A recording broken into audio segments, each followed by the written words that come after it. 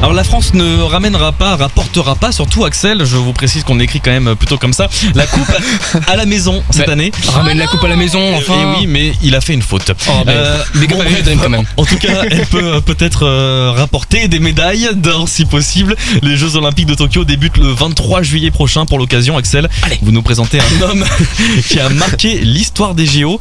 Alors son nom c'est Hans Gunnar Liljenwall. Waouh, vous dites super bien le suédois, c'est vachement bien.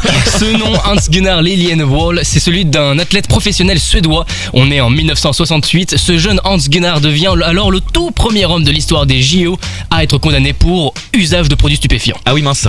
Alors bon, il fait donc honneur à ses racines vikings, le suédois, puisqu'il mêle deux choses qui me sont totalement étrangères, à savoir la drogue, parce que non, je n'ai jamais pris de drogue dure de ma vie. Et ça surprend tout le monde. Oui. Ainsi que le sport, parce que je pense pas que j'ai pas besoin d'expliquer pourquoi le sport en vrai. Non, effectivement, vous le verrez sur les vidéos. Ça c'est méchant. On est donc en 1968 au Mexique. Les Jeux Olympiques s'annoncent bouillants sous un soleil de plomb. Hans Gunnar, 27 ans, les cheveux blonds au vent, participe au pentathlon. Alors, quoi ça veut dire le pentathlon? Le pentathlon en fait c'est comme le triathlon, sauf qu'il y a encore plus d'épreuves, il y en a 5 en l'occurrence, qui n'ont rien à voir les unes entre elles, à savoir de la natation, de l'escrime, du tir à la carabine, de la course et de l'équitation. Parce que pourquoi pas? Moi j'aurais bien aimé les voir faire tout en même temps, tu sais, t'as une épée, un arc et t'es sur un cheval, pourquoi pas? Dans l'eau encore mieux, mais bon, pourquoi pas? Hans, lui il est attendu au tournant pour l'épreuve de tir à la carabine, mais là il y a un petit détail. Ah, il stresse le garçon, mais vraiment, mais on dirait un poulet dans un KFC. Ou pire, un journaliste à Europe 1 en ce moment. Là, il va pas bien, il a mal au ventre, ses mains tremblent, il a des gouttes de sueur qui perlent. Alors il décide de faire l'irréparable. Il va toquer à la porte de cet endroit qu'il avait vu en arrivant à Mexico. Il ouvre la porte. Bon, Roger, tu mets une bière, s'il te plaît? Une bière. Pour se calmer avant l'épreuve de tir, Hans Gunnar a en effet pris 2 petites binouses. Oui, il a commandé la petite sœur aussi, juste après.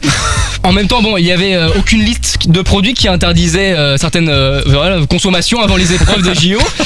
Il a consommé aussi. Voilà. Tous les mots étaient bons, mais pas dans le même ordre. Bref, en tout cas, les JO, ils décident quand même que non, t'as pas le droit. Hans, il lui retire sa médaille de bronze qu'il avait quand même gagné. 2 pintes, il a gagné la médaille de bronze aussi. Franchement, BG. Donc bon, moi, rien que pour ça, moi, la petite frappe que je suis, elle dit BG, mon petit champion. Mais attendez, ça veut dire qu'il a son dopage en fait, c'est la bière. C'est 2 bières comme ça, ils ont dit non, t'as pas le droit. Non mais c'est surréaliste. Ah oui, on n'est pas au même niveau aujourd'hui. Bon, en tout cas, la même année, la Fédération des Jeux Olympiques liste officiellement les produits interdits pour les athlètes. Plus de bière donc pour les sportifs, et sportifs ou pas, l'alcool évidemment est à consommer avec modération, on le rappelle.